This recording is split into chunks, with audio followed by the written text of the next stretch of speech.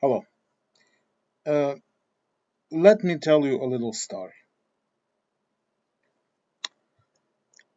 The Portuguese Republic was born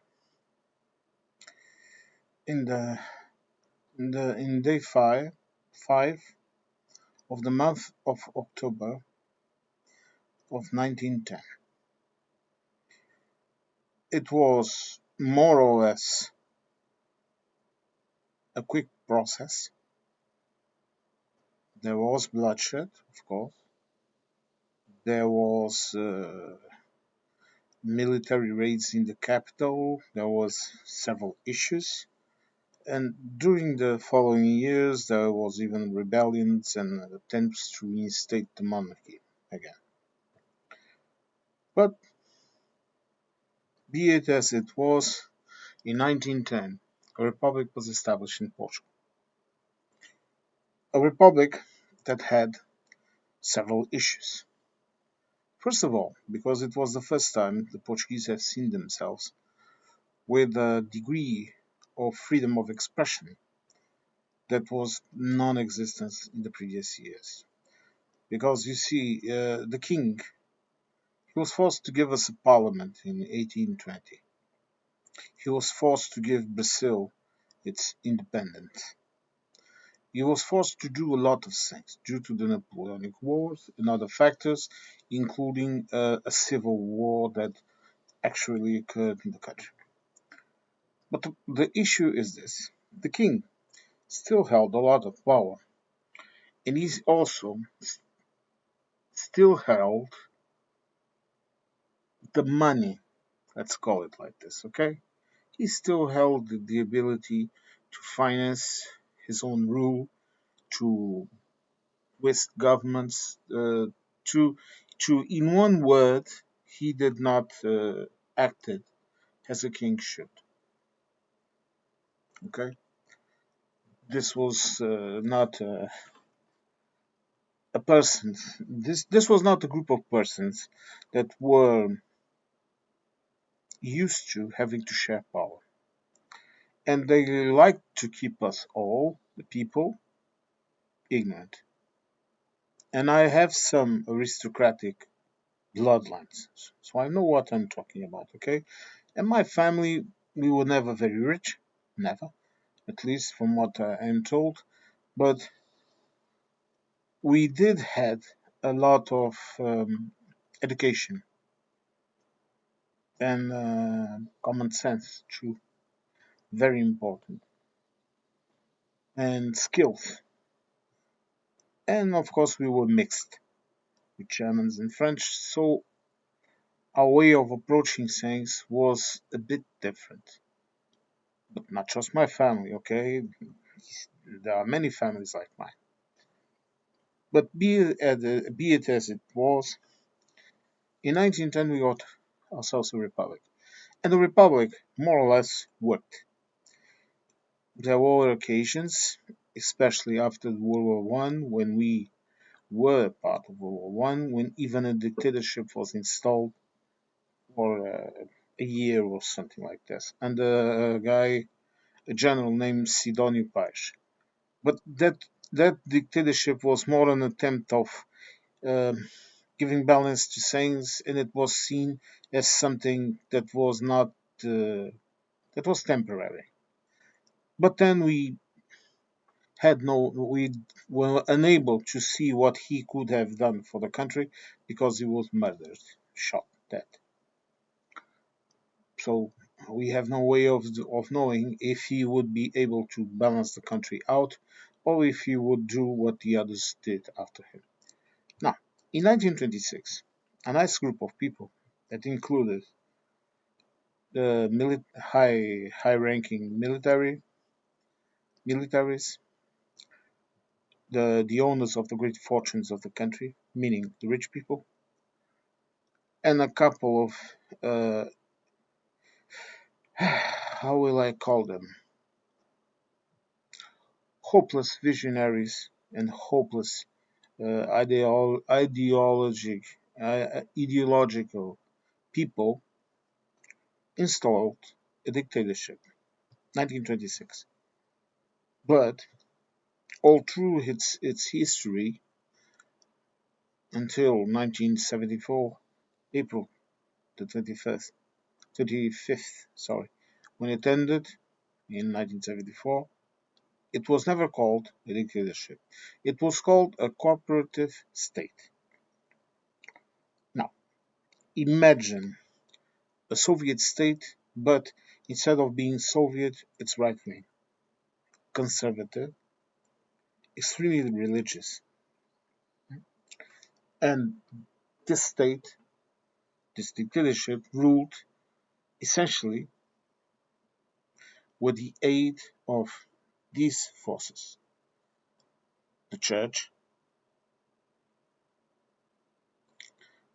the rich people, the ones that were able to have uh, companies, no businesses, industries, the the great owners of land, no farmers, the great farmers that had a lot of land, a lot of wealth.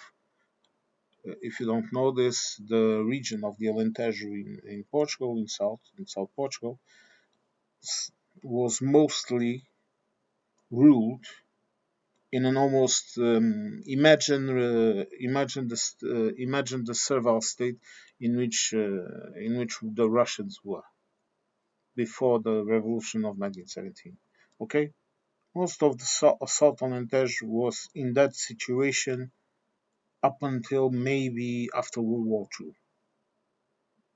Okay, I know people don't like to listen to me say this, but the only difference was that even with all of that, there was a relative freedom of movement of people. Okay, we were not that bound to the land like the Russians were, and there were businesses.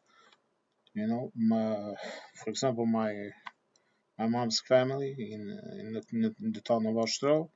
Uh, my grandmother had a kind of a tailor shop, whatever we want to call it, and my great grandpa, was the head of the carpenters in the mines of Austria. Okay, and I have miners family. No, but the situation was this. Okay, in most of the land, these rich people controlled, and the ones that will be beneath, they obeyed.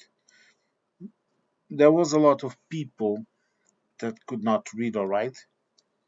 There was a lot of people that were extremely poor, and the dictatorship, in fact, in those early days, let's say in the first 20 years, perhaps, maybe I'm overstretching, but let's say up until the World War II,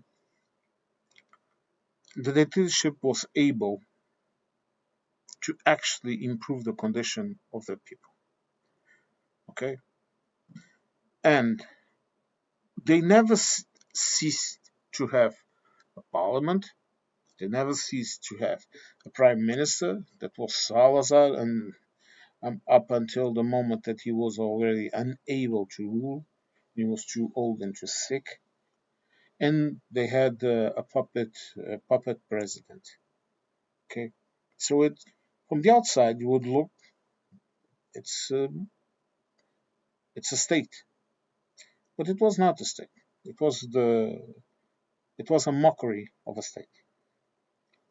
My grandpa told me that uh, each there were elections, attention, but the elections went like this. The only person that voted was the head of the family. The head of a family would receive via mail an envelope with a little paper and a little square. He would fill in the square, sign, put it back in the envelope, and send it back. There, voting was done. But and then the regime, you cannot say it was all bad. And this is something you have to understand. Sometimes you are confronted with a situation in which to lose your freedom is better than lose certainties in life, like food, job, a roof over your head, protection to your children. I can tell you of an episode, and I will tell you of my family episode. In no, I won't. No, sorry, I won't tell about this. Maybe in another thing. But what I'm trying to tell you is this: people, the majority of the population, voluntarily submitted to a situation in which they had no freedom of speech. This does not mean that you could not sit in a coffee shop and talk with someone. As long as you were not talking about the government, no one would really bother with you, to be honest. And there were spies everywhere, of course. The person sitting next to you to the cafe could be a spy. If you were in a public office, meaning working in city hall, in a courthouse, whatever, there will be spies everywhere. You yourself will be forced to be a spy. Okay.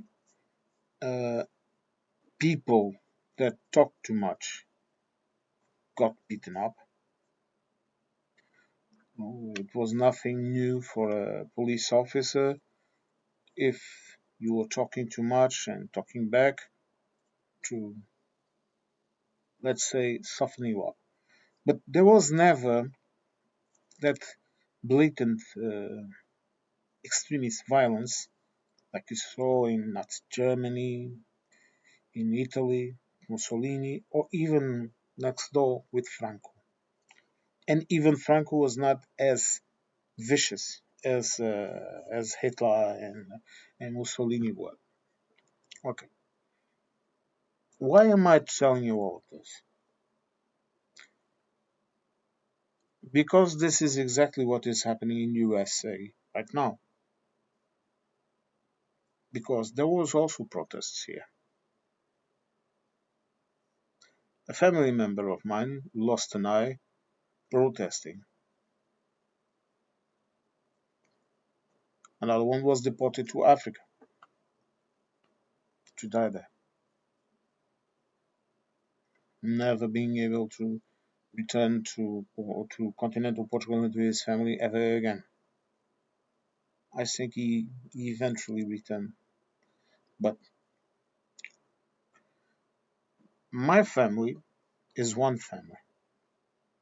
In another stream, I told you that story about the police officer, the police beating up the miners, okay, and then people rebelling, and the police having to settle down, settle with them, and this actually happened, and in many points of the country, but in most of the country, you would find people that apparently were living normally, and they were. No, let's not fool ourselves, okay?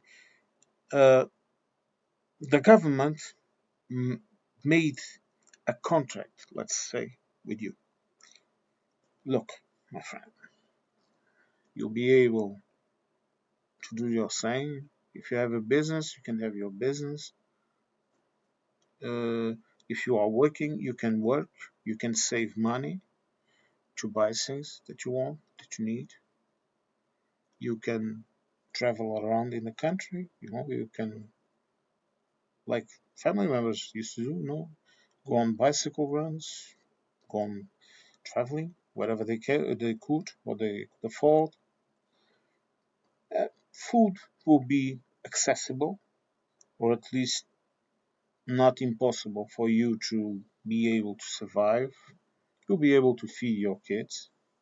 Everyone will receive free education, free healthcare. Hmm? This was it.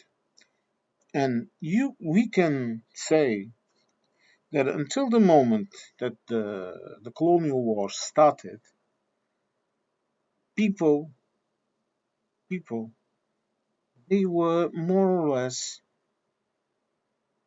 submitted to the system. And of course, there were people that, for different reasons, rebelled against this situation. But most of them ran off to the outside. No, run off to Russia, to USSR, to France, Germany, some to the USA also. And they were not living here. They did not understood how it was. And I spoke with my parents often. They were born, they were born in it. And they saw it evolve and fall down.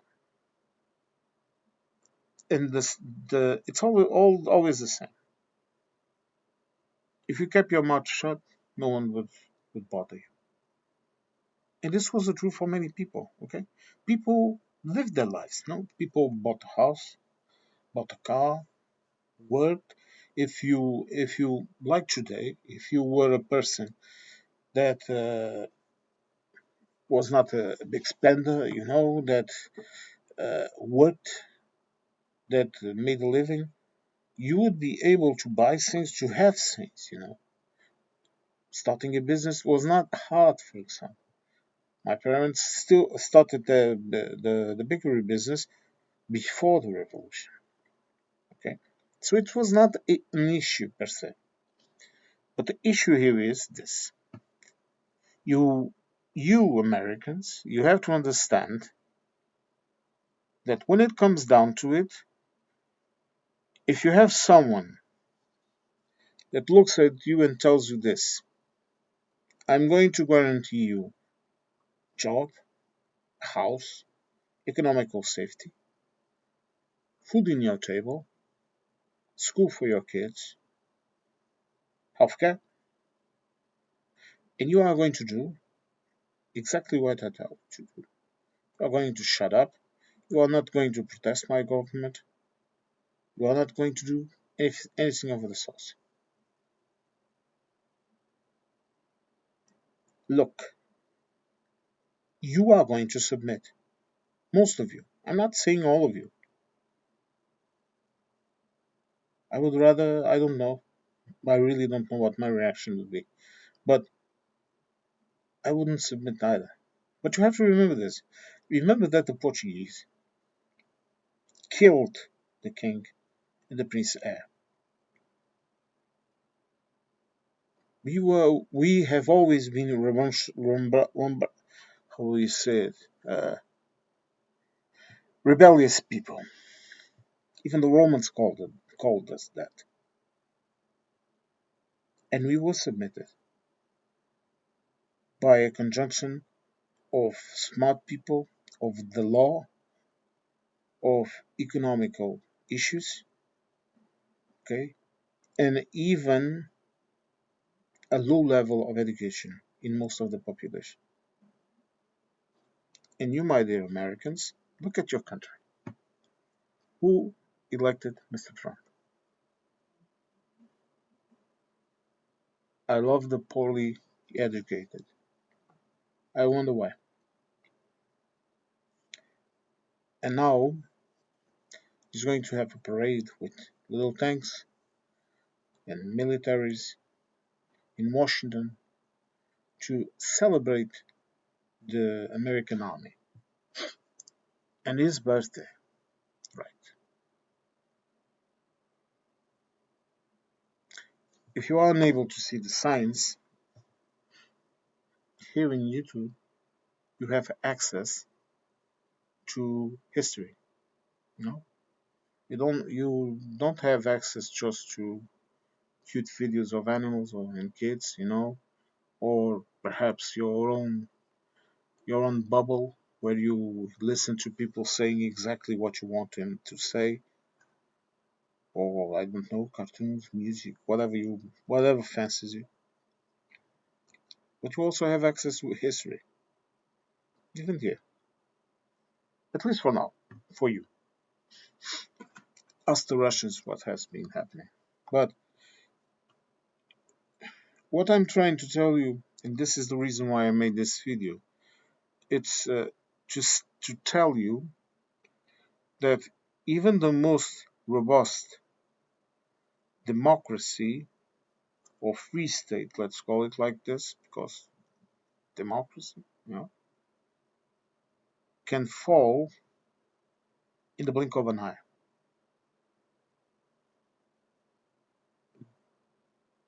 I'm just telling you this. He has the people with money on his side. He has the militaries. He even has the religious nuts. So, your church. He has them all on his side.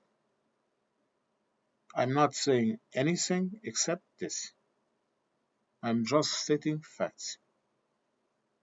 You know, the evangelical Christians and all of that rebel, they love him. The military, apparently too. The guys with money, those are in love with him. So now, what's going to happen? I don't know. You tell me. I'm going to try to follow your news over the weekend. The parade and all of that. But apparently, if you stop by his parade to protest, you're going to get shot. Not my words. His. You're going to be met with big strength. No.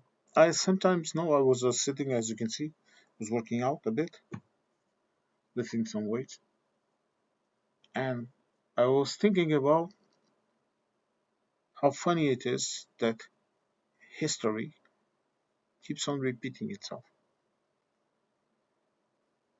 It's fine.